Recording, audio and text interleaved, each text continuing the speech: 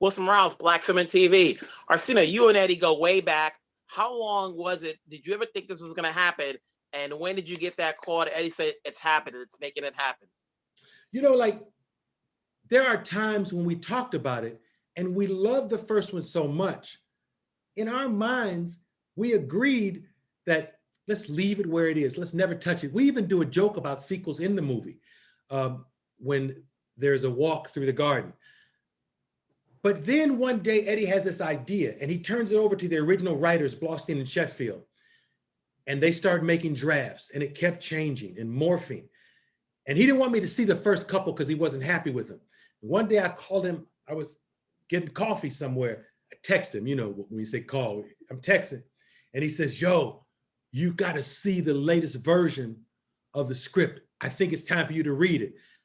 And I went and read it. And it took about 4 years to get it right. Because we brought in Kenya Barris and he kind of put a modern flip on it. He put a female empowerment flip on it and some funny stuff. And then it was on. And I was real happy because we had thought there would never be a Coming to America 2. You know, and then there's Akeem and there's Semmi, but then you bring back the rest of the cast. That's the joy about this movie. I'm sorry, but I don't care about the newcomers. Y'all could have just done this movie with the same cast 30 years later. Everybody's alive except for, you know, Hakeem's mom. You know, what was that feeling like when everybody was back on that set 30 years later? It was incredible. There was a day, you know, those days where I won't say I welled up, but you feel something in your heart.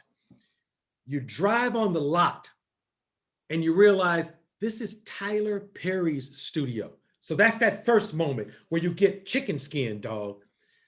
Because this Black man has taken this property with a horrible history and turned it into something positive. And you know that story.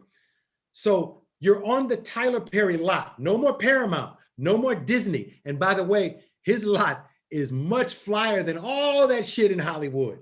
And as you're coming in, Tyler created a road called like Murphy Lane or some shit. So we're on a street named after Eddie.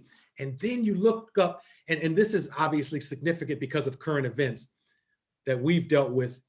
You look up and you see a building with Cicely Tyson written on it. You get ready.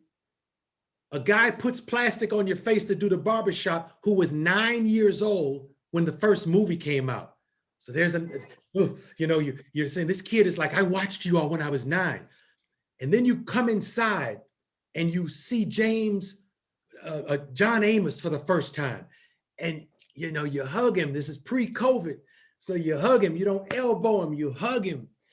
And I love him. I don't know how much you know about John Amos, but not only is he a great member of the Hollywood community, but he did some ballsy, incredible things early on when it comes to pride and empowerment in this town. You know, he's a class guy who always stood up and did the right thing. And it was just good to see him because I idolize him from my childhood. And I watched him walk around looking and realizing Coming to America 2, Tyler Perry Studios, and he was just, I mean, the director said, John, and he said, oh, yeah.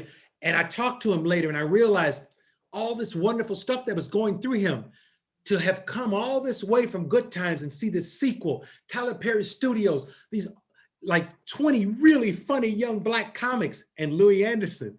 And the bottom line, there was a sentimental moment that felt so incredible that day.